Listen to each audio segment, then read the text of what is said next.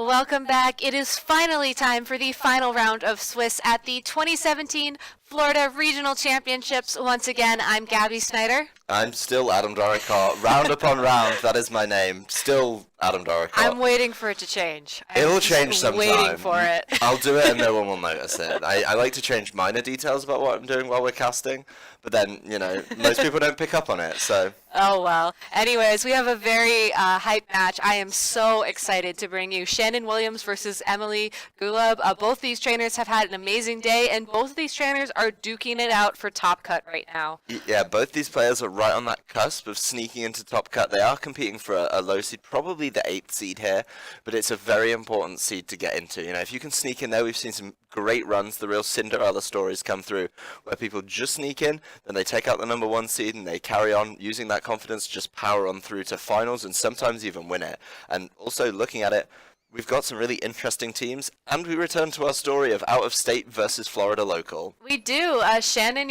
she's a local player. Well, she's local to Texas, I should say. She's had some very good PC runs there. I believe she's also done fairly well at the Houston Regionals for the past couple of years. And, I'm sure you know Emily from Florida. Yeah, I've seen her at some Premier Challenges, one of those players that's just sort of joining it, started playing this year, but does always bring something interesting, something fun to play against. I think the team she's bringing today, looking down at my sheet, is something that she's actually played with before. She's used it at Premier Challenge, so maybe that level of confidence going through, and I think that might be able to serve her well, especially against a player as experienced as Shannon here. Definitely. And, I'm really excited to see both these teams play out. Looking at the composition of both their teams, looking at the Pokemon that they could bring against each other, it just looks like it's going to be a fun match. And, both these trainers, they're so incredibly excited. I think this is both Emily and Shannon's first time on a stream, actually. Yeah, they both seem very excited to be here. I appreciate it. Add some energy to my day because, we've been here a while now. We've been here all day. And we're going to be here all day tomorrow. But for now, we're just going to focus on bringing you this match. So on the top screen we have Emily, and she's bringing Palkia, Groudon, Salamence, Amoonguss, Cresselia, and Crobat versus Shannon's Clefairy, Xerneas, Kyogre, Salamence, Bronzong, and Hitmontop. So a very interesting matchup indeed. Yeah, I really like there's one interesting thing on each team. We've kind of had that a lot today. People have bought one thing to really spice up their team a little bit. We see the Palkia come out from Emily, so let's talk about that a little bit, I think. I really like Palkia, and obviously the last time this format was around, there was a similar format in 2010, it was exceptionally popular. It's not found quite as much success this year around, but it'd be interesting to see if Emily can use it to propel herself through to top cut. There's a lot of ways you can play it. Some people play it nice and bulky, other people go really aggressive with it with something such as the Assault Vest.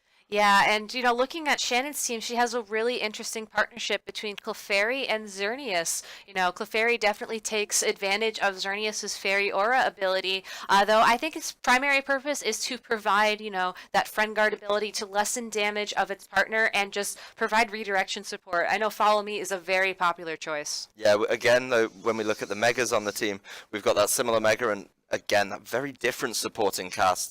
The only thing in common across these teams actually is the Salamence. So I think there's going to be a lot more room to play around what their teams do best rather than, what the meta game suggests is the best, and just adding to that a little bit. But we are about to actually jump into this game. We are, and I think the fact that both these trainers are running something, unique in their own is what's really going to make this match a lot of fun to watch. So let's just see where we get started with this game. I can't actually see the leads because TJ has the text box in the way. Thank you, TJ. Clefairy, Xerneas from Shannon versus Emily's Crobat and Salamence. Not looking that great for Salamence right now. No, again, we've seen this a couple of times today where Salamence faces down the fairies, and although they're cute and petite and lovely, they do a real number on Salamence, so not the best time for it to be on the field, and we do see that pairing of Clefairy and Xerneas together, the two fairy types together. Even though Clefairy, as you say, does like to help with Friend Guard, it does like to help with redirection assistance, if you've got Fairy Aura there, you'd be shocked at how much a Moonblast coming out of a Clefairy could potentially do. So I think Emily may have to be a little bit careful just to not get caught really thinking what Clefairy is going to do, there may be the option for Shannon to really mix it up. We do see the Crobat on Emily's side, though, which is usually what people bring to really counter Xerneas with a very fast Taunt or a Tailwind. Yeah, we do see the Tailwind. Interestingly enough, we don't see Salamon's Mega Evolve this turn. Instead, it immediately goes for a Protect. Xerneas opting to attack right off the bat with that Dazzling Gleam. Going to deal a little bit of damage to that Crobat, and Clefairy reveals it has Icy Wind. So, again, it's not going to deal a lot of damage to Crobat, but it'll lower its speed by a stage. And when facing down at Xerneas, every speed like that counts. Yeah, I think Emily there, not Mega Evolving the Salamence, because if she realizes she needs to get rid of it, not let it go out and come back in later, she could still have the Intimidate ability to help maybe against the rest of Shannon's team, something like the Hitmontop, maybe even intimidate Shannon's Salamence if she's bought it. So being quite conservative there, but Shannon shows off a lot of what this team can do. She plays it smart, obviously fearing that there could be a taunt coming in from the Crobat, doesn't bother trying to set up the Geomancy even though it looked quite safe. And she does, of course, just get some damage down Dazzling Gleam and reveal Clefairy has Icy Wind, which if she gets it off for another couple of turns, will be able to essentially counter what the Tailwind is doing. Yeah, so very safe switch from Emily this turn. We see the Salamence leave. We see Groudon take its place. Groudon resists Fairy-type moves. It should be able to survive a Dazzling Gleam quite easily. It does take this opportunity to set up the Sunlight for itself. Clefairy, though, opting for a Follow Me, so it will redirect all attacks and become the center of attention. Crobat going for a Super Fang into the Clefairy, not going to knock out, does exactly 50% damage to it. And Xerneas using this opportunity to set up that Geomancy. Yeah, knowing that it can actually redirect what Crobat's trying to do, it means it is safer to try and get the Geomancy up. Did have that option first turn, decided not to go with it. So I really like that Shannon kind of saved that just to scout out what Crobat was doing. Because the Tailwind went up turn 1, Shannon does need to get that sort of speed back on her side, so she does get the Geomancy up nice and safe, which I really, really like to see. Obviously, it's not going to be able to capitalize too much on it with Groudon and Crobat both resisting Fairy-type attacks, but it's going to have a couple of turns to do it with the Clefairy buying time. Yeah, so I'm just curious to see what we're going to see that Groudon do here. I mean, if Emily's smart, she may maybe try to read that. She might be able to pick up the knockout on Clefairy, which, you don't think of Clefairy doing much, but just having it on the field will, basically, I believe, half the amount of damage that Xerneas takes. Like, it boosts its defense significantly, and it's just a really good asset to have, especially when your strategy is to, basically superpower this one Pokemon and keep that Pokemon alive for as long as possible. Yeah, I really like that Clefairy's there right now, and it's keeping it safe from Super Fangs, which should be doing a lot of damage. Oh! But we do see Haze come out from Emily's Crobat, so Geomancy going to waste for this game so far. Geomancy going to waste, Xerneas using a Dazzling Gleam, Groudon going for that Precipice Blades. The big question, I think, is how much damage will it do to that Clefairy? It misses the knockout by 3 HP, so an amazing play by Emily there. Clefairy just hanging on by the tips of its fingers. Yeah, really, really fantastic turn for Emily. She manages to get the Haze out, which completely negates what that Geomancy was trying to do. She does then, knowing that Follow Me is coming out, she goes for the spread move, so she does get damage onto both sides of the field. She doesn't get the knockout, so not everything went her way that turn. She didn't have her cake and eat it too, but she did get rid of that Geomancy, so a really good turn for her there, and she's a lot less threatened by that Xerneas now. She is a lot less threatened. We see Clefairy, instead of going for Follow Me this turn, goes for a Helping Hand. Super Fang going to target that Xerneas. It will bring it down to half health. We see Groudon go for a Precipice Blades once again. It's all going to come down to this damage roll right now. Does it do enough damage? It does not. Xerneas hanging on with 16 HP, going for a super-powered Moonblast here. While it doesn't have the Geomancy anymore, it did get that Helping Hand, but it still just is unable to deal that damage to Groudon that it really needed. Yeah, I think what Emily's done there actually is shown how useful having that Tailwind does. We see a lot of players use Tailwind, and sometimes they fall into the trap of not being able to capitalize off it. She's actually capitalized off it fantastically here, bringing Groudon in onto Tailwind, Pokemon that's usually a little bit slower and hard to get moving first, manages to put huge damage down, leave that Xerneas in a very vulnerable position, and of course, the Super Fang targeting the Xerneas, not being redirected by Follow Me this turn, means that a huge amount of damage goes down on Xerneas, and it's going to be really hard for it to stick on the field a lot longer. Is going to be joined by its big blue friend, though. Yeah, we do see a reindeer on the field right now. Only this time it's, a Kyogre and a Xerneas and not a different kind of creature. A Stantler? How many Stantlers have you seen this year, Gabby? I wish I could say one, but I actually haven't seen any. Kyogre going to set up that rain, certainly going to threaten that Groudon. I think I'm really excited to see how Emily's going to respond to this. Yeah, I think, she does, of course, have the Pokemon advantage, and she does need to get that Groudon safe. That's the biggest thing, and they both have just the one Primal, so there is always the mind games, getting it in, and Shannon showing the Kyogre early could put her on the back foot. We do see her trying to save the Xerneas, though. Yeah, very interesting play by Shannon, sending in that Hitmontop in for Xerneas. So maybe we're seeing an Intimidate here to kind of lessen Groudon's offensive pressure, though Crobat could always just haze it away. We're going to see Groudon switch out as well, so that Intimidate is sort of going to waste Amoonguss coming in its place. Amoonguss is a very great Pokemon to have on the field against both Xerneas and Kyogre. It just, can soak up so much damage, and then you switch it out. Regenerator gets all that HP back. Origin Pulse into the Crobat, and the Amoonguss not going to deal a lot. Does knock out the Crobat, but, its last turn did not go to waste. We did see it Tailwind again. Yeah, I think Emily actually got a double header of what she wanted there. She got the Tailwind up on the Crobat, and then Shannon actually knocked the Crobat out for her, which gives her a very nice free time to bring in the Groudon, not affected by Intimidate if it is a physically attacking Groudon, and so a really good turn for Emily there. Of course, Hitmontop just hit the field, so it does have the option to fake out and maybe hold it up, but with the Tailwind up, I'd be interested to see how Amoonguss does. Obviously, we know Amoonguss is exceptionally slow, but way back in 2011, we saw some people try and get a Tailwind up on their Amoonguss and actually have it outspeed some things around the same range as Kyogre now. Yeah, so we do see Kyogre switch out and Xerneas come back in on the field. So I think this was a play by Shannon to try and get the weather back. Xerneas will most certainly be knocked out by any single target attack that Emily could choose to do this turn. We do see that wide guard from Hitmontop blocking the Precipice Blades, and Amoonguss going for a Spore onto the Hitmontop. So a fantastic turn there. I mean, she doesn't quite get the knockout with the Precipice Blades, but Hitmontop's asleep now, so it's not going to be able to do that next turn.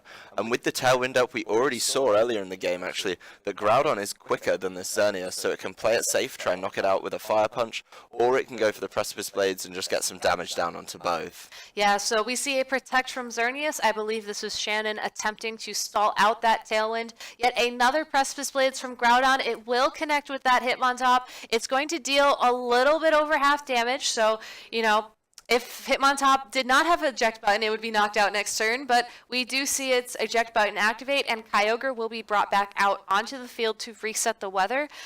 If Amoonguss decided to attack that spot, maybe with something like a Grass Knot or, Giga Drain or something that could be huge, if we see a second Spore into that slot, that could be even bigger. The Reeds sporing that Kyogre as it switched in from the eject button, that was beautiful. Yeah, that's really good knowledge of how the game is being played right now. Obviously, over the course of the season, we see an evolution. And the recent thing, the current new hotness, Hitmontop with the eject button is so hot right now, but it's actually, all it's gone for is she knows the eject button's there, so she makes sure she triggers it, and then she knows that something else is coming in. Something else she can put to sleep in the Kyogre, and she's got herself in a really good position going into the last few turns of this game. Oh, that was absolutely beautiful. We are going to see that Xerneas switch out once again, sending in the Hitmontop to pick up that Intimidate onto the Groudon, but it might be too little too late. We'll have to see if Kyogre, it will have to take one turn of damage this turn. This is its turn of mandatory sleep, but, next turn, if it decides to wake up and attack, that could be helpful. Really, though, I think if I were Shannon, I'd be trying to figure out how to deal with that Amoonguss, because right now, all Emily has to do to put any of her Pokemon back to sleep is just protect that Groudon. Yeah, and we do see a good amount of damage actually come out from the Amoonguss. The Tailwind peters out, so not quite as threatening to bring the Xerneas in. The Xerneas isn't going to be outsped by the Groudon anymore, which I think Shannon did a really good job of stalling out the Tailwind there. But both her Pokemon are exceptionally weak, and this Amoonguss is really showing that it's a very good member of the supporting cast here. I really like what it's doing. So... yeah. I'm really pleased with the way that both of these players are played. Obviously, Shannon isn't out at all. Xerneas, most likely the fastest thing on the field. If it could pick up a cheeky knockout here or there, then maybe, pick up a knockout, and then Kyogre wakes up, it could be a good turn. Yeah, so we actually see Groudon protect. Moonblast from that Xerneas is going to target the Amoonguss, and it misses the knockout. If Kyogre wakes up here with that help of the crit, maybe even that special attack drop, we could see something interesting happen. Though it does appear that Amoonguss is holding Citrus Berry, so that's great information going into game 2. We do not see the wake up on Kyogre, and we see a second Grass Knot into the Kyogre from the Amoonguss for that knockout. Yeah, it's a really Amoonguss picking up knockouts now. I mean, it's doing everything. It's putting things to sleep. It's picking up knockouts.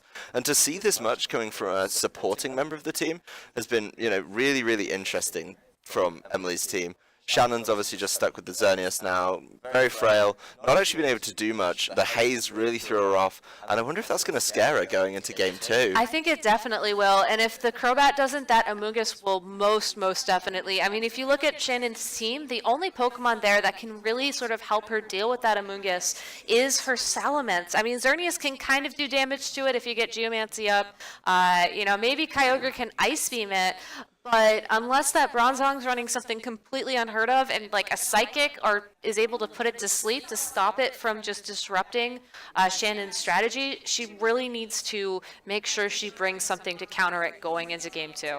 Yeah, and I wonder if Emily's going to stick with her team. I mean, I feel the Pokemon she picked were a very wise decision. I really like her decision to not bring the Palkia to the party as well, because we see with the Clefairy and the Xerneas, it's going to be hard. The same way her Salamence struggled, the Palkia will probably struggle too, so a fantastic team selection from Emily. She does give up a little bit of information about her team. We've not seen as many players as you'd think pick up on Haze, but we see one instance here where Haze really just wins the game. It's so amazing, I have to wonder though, will Shannon knowing that Haze is on her team, maybe we'll see her just not bring Xerneas this time around. Yeah, I think if she doesn't bring Xerneas, then it's something else that's being protected by the Clefairy here. So I think maybe pairing that up with the Kyogre, keeping the Kyogre safe, that was something she really needed to win the game. And we saw in game 1 that fantastic turn with the eject button into the Spore, and that really nullified the threat of the Kyogre coming out from Shannon. So I think once Emily nullifies Kyogre again, she could get, a nice 2-0 win and put herself in fantastic running for top cut. Shannon's not going to go down quietly though, and she's got plenty of options on her team to mix it up. Definitely. And, I've actually played Shannon a few times, and she's really great at adjusting and sort of, turning the game around to work in her favor. And the parts are certainly there on paper. We'll just have to see if, she's able to calm down, focus on the game in front of her, and really make those plays that she needs to right now. We're going to go right into game 2. I'm excited to see what these trainers are going to lead, so let's just get started. It looks like we see a Bronzong and Salamence on Shannon's side of the field, so we're definitely seeing that adjustment to deal with Amoonguss, and whoa, okay, a Palkia and Crobat lead, so we do see the Palkia. Yeah, we do see. Maybe Emily looks at, what we were talking about. She says, okay, Xerneas didn't do all that well, so, maybe Shannon's not going to bring it. Maybe now the time I can bring my Palkia and really capitalize on that. So obviously Salamence can put pressure on Palkia. We don't see all Salamences carrying Draco Meteor, but you've got to have a Fairy type or a Dragon type attack to really chew through it. Maybe Palkia is going to really push on and put a lot of pressure on here. We do see it having a really weird and wonderful move pool. Doesn't want to get hit by Palkia though, does Salamence, so it leaves. So yeah, Salamence leaves, and we do see the Xerneas come out. So, I think this is really interesting that Shannon decided to bring her Xerneas again to this game. Super Fang into that Bronzong, again going to deal 50% damage. Palkia, though, following it up with a Flamethrower. Bronzong holding on with 1 HP to go for a Gyro Ball into that Crobat, dealing a massive amount of damage and scoring the critical hit as well. Yeah, I love what Emily did on that turn. She really focuses on the Bronzong, and although she didn't get the knockout, I love how she used Super Fang and then dives into Palkia's really wide move pool of special attacks to pick up Flamethrower and try and get a knockout that way. Great read. Obviously, Bronzong sitting at 1 HP isn't going to be able to do much, and Shannon didn't get a Trick Room up, so Bronzong just left here trying to attack. Crobat, may be able to just get a Super Fang down on Xerneas now. It is going to be a bit of a problem, though. Obviously, the Xerneas putting a ton of pressure on the Palkia that she probably needs to be attacking with. Yeah, we see Bronzong switch out and Salamence coming in its place, which I think is a very interesting, choice. Any move from Palkia or Crobat could pick up that knockout. I highly doubt we're going to see a second, flamethrower into that slot. We do see a second Super Fang, though. And okay, so we do see a flamethrower from that Palkia into the Salamence once again. Not going to deal a lot of damage. Xerneas not going to Geomancy this time, going straight for a Dazzling Gleam. Picks up that knockout on Crobat. It gets that crit for it, too. I was wondering about that. That did a massive amount of damage, and I think that crit certainly helped Shannon start to pick up this momentum to start winning this game. Yeah, that was the really good switch, Emily thinking, oh, Bronzong's there, I can knock it out. Just going to pop it down with a flamethrower. Nope.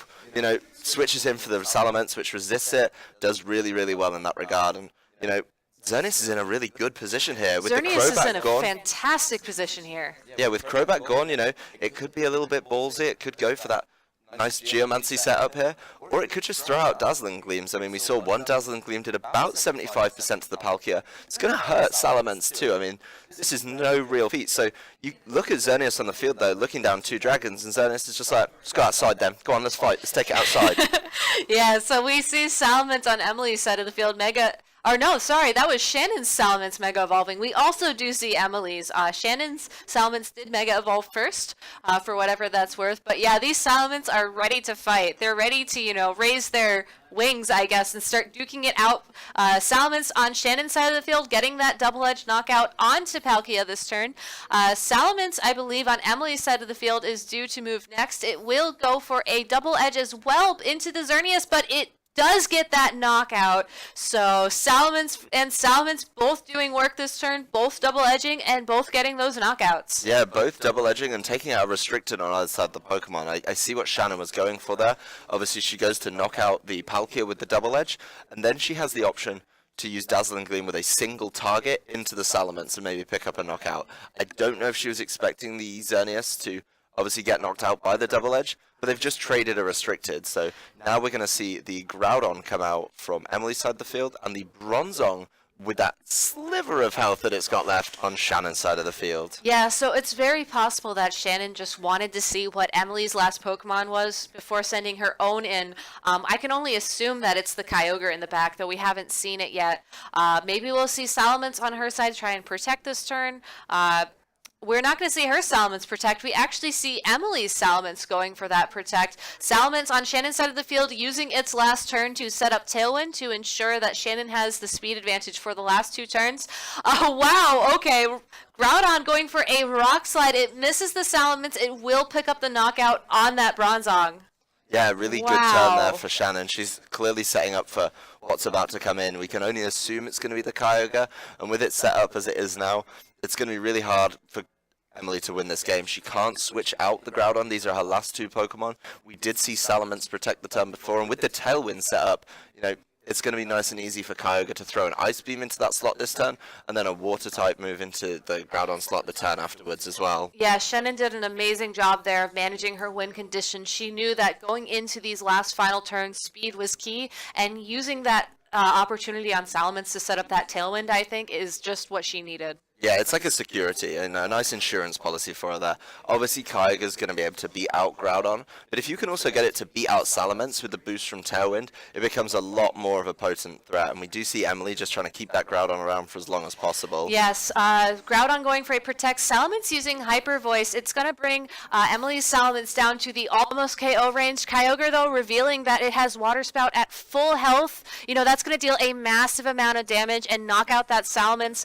Definitely knock out that Groudon going into the next turn, and we have our game 3 ready to go, lined up. Yeah, I think Shannon brings the right things in at the right time to close out the game, so she's got herself in a really good position. She didn't fall for any of the tricks that caught her in game 1. I mean, Xerneas was in front of the Crobat, wasn't even trying to Geomancy, so we see the information gathering come back to really kind of haunt Emily. She showed off a lot in turn 1, and I think that game could have been different though if turn 1 we had got the knockout on the Bronzong there.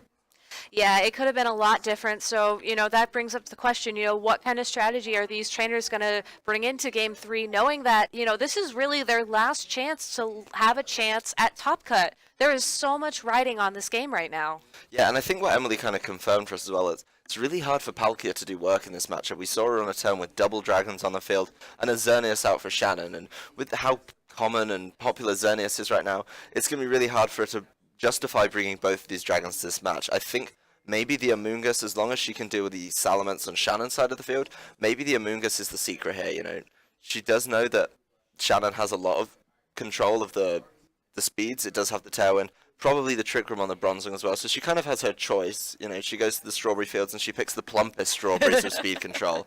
I think, you know, as long as Emily plays a similar game to she did in Game 1, then she can win this one. And I think Shannon just has to, you know, remember what worked for her in Game 2 and push it on into Game 3. So I think we're in for a really exciting finale here. Definitely, you know, and again, it'll be interesting to see if the pressure starts getting to these trainers with the Pokemon they pick, with the moves they pick. I mean, having been in this position before, your heart's pounding, your hands are shaking. Like, it's so hard to just calm down and focus, and that's exactly what these trainers are doing now. It looks like they're taking, I think, the most time to pick their Pokemon that we've seen out of these 3 games. Yeah, and I think what happened as well, particularly for Emily, in Game 1, she was making some really big clutch plays and great reads. I feel in Game 2, after things didn't get off to such a good start for her, she stopped making those same kind of reads and those same kind of plays and thoughts that went through her head. She obviously had a lot of confidence, but I feel in Game 2, you know, Shannon figured out how to win this game and planned her game out a lot better than she did in Game 1, where I feel she just kind of got the Clefairy and the Xerneas on the field together and just kind of wanted to push through with that pairing. Yeah, so we will see that Xerneas once again paired with the Salamence on Shannon's side of the field, and we do see the Crobat once again also paired with the Salamence on Emily's side of the field. Yeah, and nice, obviously, the mirror up of the Salamence here. Again, we'll get to see, assuming they go for the Intimidates, we'll say that Shannon gets to Intimidate first, whatever that counts for here. But the Crobat, obviously, having a really good matchup against the Xerneas should be a nice, good start for Emily, and she can feel confident moving into this turn. Definitely. I think the biggest question on Shannon's mind is probably, do I risk that Geomancy? Do I try to get the knockout on Crobat and just hope that my Xerneas has enough HP to stick around and, you know, maybe get it up at that point?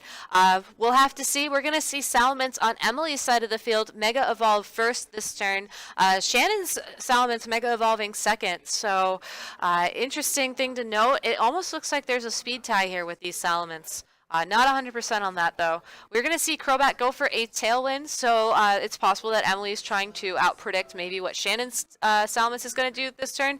But we do see a Hyper Voice from it. It deals a massive amount of damage to that Crobat, and Emily revealing she has Draco Meteor into the Salamence. That is going to easily be a one-hit knockout at the cost of Salamence's special attack. So depending on what Xerneas did here, we could see a double knockout. Instead, we see that Moonblast come out into the Crobat. So Shannon definitely knows her win condition, but just barely misses the KO she needed to really start locking down this game. Yeah, I think it's a really awkward time for that Crobat not to get knocked out. She really wanted it to get knocked out there, so of course she could push through and then force something out. But at the moment, Crobat is actually on the field. It's able to do the Super Fang and then an attack from Salamence play that we have seen come out a lot from Emily. I think it's a very strong play, and if she can do it again, she may be able to pick up another knockout here, and as we've seen in the previous games, force the Kyogre out and then be at liberty to bring her Groudon in later. Yeah, so I think one thing that's going to be really interesting is what is this Hitmontop going to do? It can't fake out that Crobat thanks to its inner focus ability. It might try to fake out that Salamence. I'm not really sure if Emily feels threatened by it. Or, you know, maybe we'll see something completely different. Definitely with Tailwind up on the field, though, you know, priority is key. And we do see a feint from Hitmontop into that Salamence. Crobat going for Haze to revert not only the Intimidate damage, but that -2 from that Draco Meteor as well. Double Edge picking up the knockout on Hitmontop, I believe. Yep, there it goes. And, you know, here comes Xerneas. If it Dazzling Gleams here, it's possible that it will get the double knockout on Crobat and Salamence, and that is exactly what it does, and that is exactly what we get. We see Xerneas with that Dazzling Gleam getting the knockout on Crobat and getting it on Salamence. It is now down to, I believe, 2 versus 2. Yeah, it's 2 versus 2, and they're going to have to bring their weather setters out and really see what they can do here. Emily brings out her Groudon. It's going to hit the field first, and we are going to see a really tough speed matchup between the pair to see who gets control of the weather here. It's all going to come down to how these trainers have their Pokemon trained and maybe a little bit of RNG as well. It looks like, though, Shannon wins the weather war. Her Kyogre is going to Primal Revert second, possibly because of that tailwind that Emily has up on the field. So we know that Groudon will move first attacking-wise, but it will be unable to use any of its fire-type attacks unless that Cresselia has something like Skill Swap to help it get the sunlight back. Yeah, I think there's a lot of plays that both players can be making here. We do see, of course, the weather won by Kyogre, as you were saying, so it's got the offensive pressure, and there's just a lot more offensive pressure on Shannon's side of the field in general here.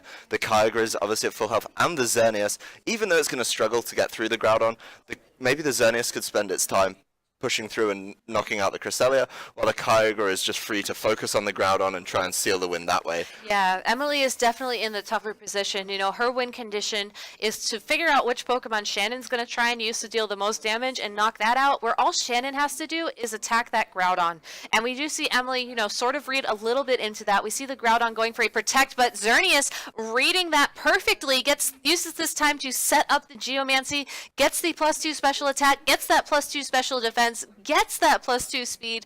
You know, going into the final turns of Game 3 of Round 7, knowing that a win here could get you into Top Cut, that play was huge. We're going to see Kyogre Ice Beam the Groudon, and Cresselia, though, using Trick Room. And I believe, you know, with Tailwind running out... Oh, no, Tailwind did not run out yet, unless I missed it.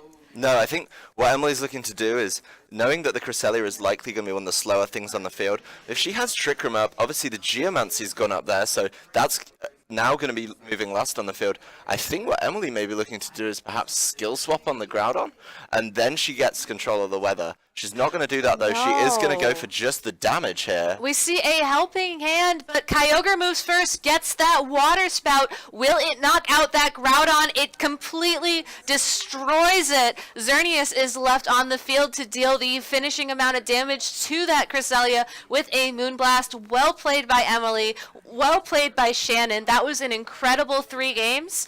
You know, and I believe Shannon now, it all comes down to resistance, but she certainly has an amazing chance to get into Top Cut. Yeah, she was in a really good position, actually. We had a little look, we had a little butchers at the resistances before the game actually came up, and, you know, Shannon did have a slightly better position than Emily, so a win for her. You know, she can definitely be looking towards that top 8 already.